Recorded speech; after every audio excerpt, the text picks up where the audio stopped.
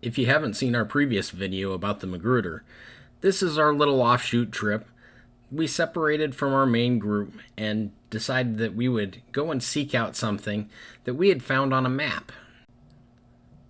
For those of you that are familiar with it, the green line surrounded by yellow is actually the Magruder Corridor as it runs from Darby to Elk City. Now, you're going to notice there's a little blue line that juts off to the north. That goes up to Green Mountain, where we went up and looked at the fire tower. But the path beyond that goes way, way up north, up to the Wally York Outfitter Camp. And when we zoomed in on that area, there was a little icon at a certain amount of zoom level that showed what looked like a little coffee pot with little steam rising from it. That definitely got our interest up. And we decided, why not? Let's go and check it out, see what we can find.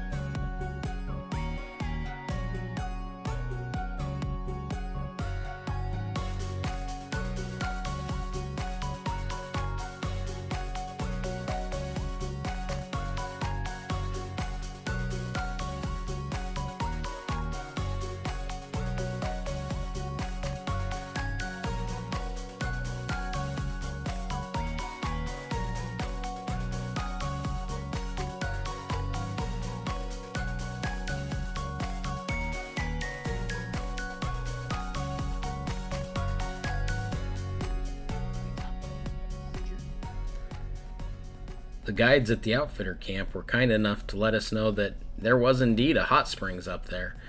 The trail to the hot springs was just the other side of their camp. So how the horses by is like this? Yeah. Just got to the trailhead for the hot springs. We hear it's a good one, so we're pretty excited. It took some effort to get up here, and there happens to be a pack camp, hunter's pack camp here at the bottom. They were nice enough to point us in the right direction. It's not going to be an easy hike, so we'll really enjoy the hot springs once we're up there.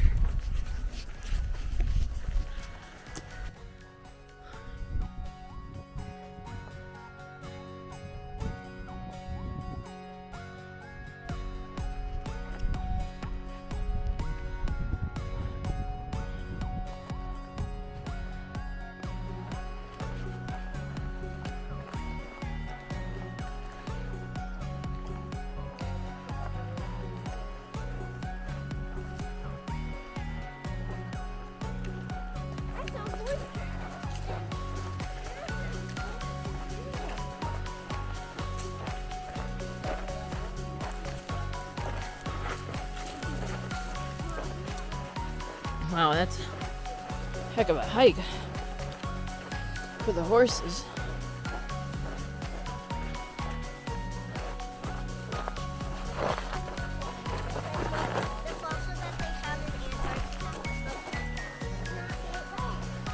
Horses don't care if they get wet.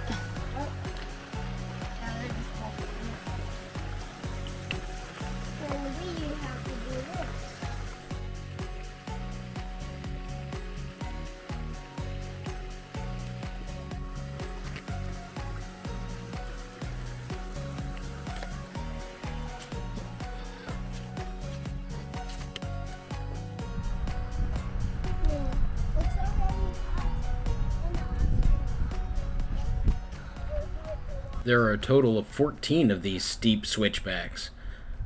These trails are not made by the U.S. Forest Service. They're steep, narrow, and rocky. And that doesn't even count the switchbacks that go down during your hike.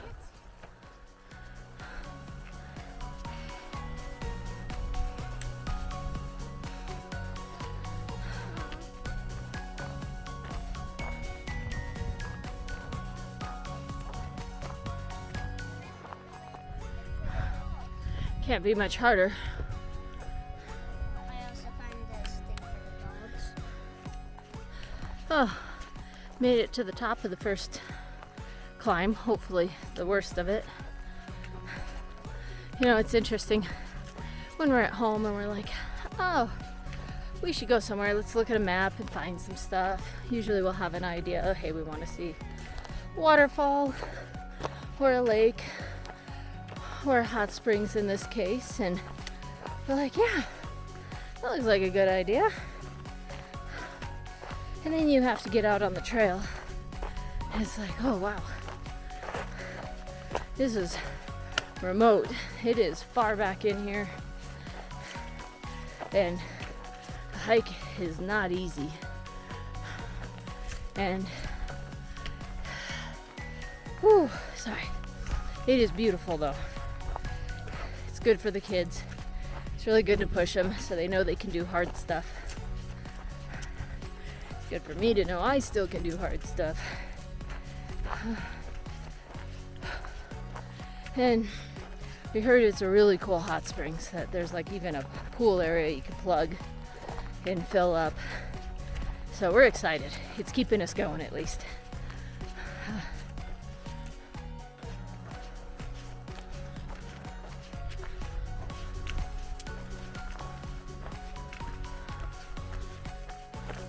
Now, I should clarify, it's not that we look at a map and say, hey, let's go there, and then we just try.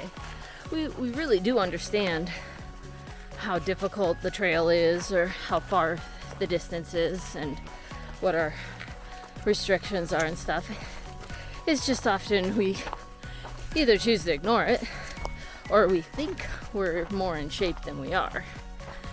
And so we're like, oh, we could do that. We can do it, but we definitely feel it the next day. In the end, the most important thing is that we're getting out. And the kids are getting out, and we're having fun. Thank goodness they did some stacked rocks here. They kind of do it all the way down. You would not know the trail was here otherwise.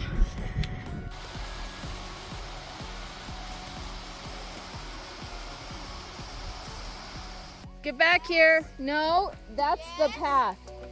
Emma, I'm looking at it right here. Get back here. Look, there's a stack of rocks. See? Stack of rocks. I'm going off-road to get to here. That was cool. Whoa. Okay, go ahead, Emmett. Be careful. Going over that. Now we're crossing dead, fallen, burnt logs. We're all soot covered. It's a good thing we're headed home today.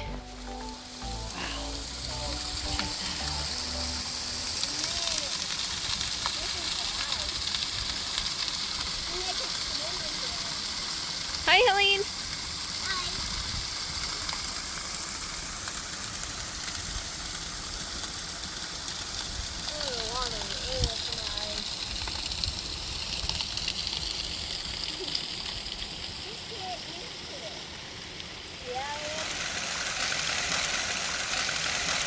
Hey, what do you guys think? It's the best. In a shower. Is it hot or warm? Just right. Just right. Come on, Mom. It's a bit dangerous getting down there, but we make way. This is perfect temperature. I love this. Oh.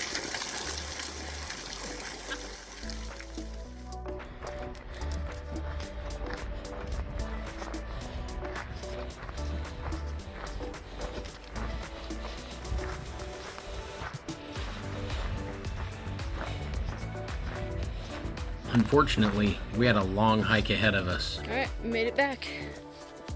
and an even longer drive to get back to Coeur d'Alene.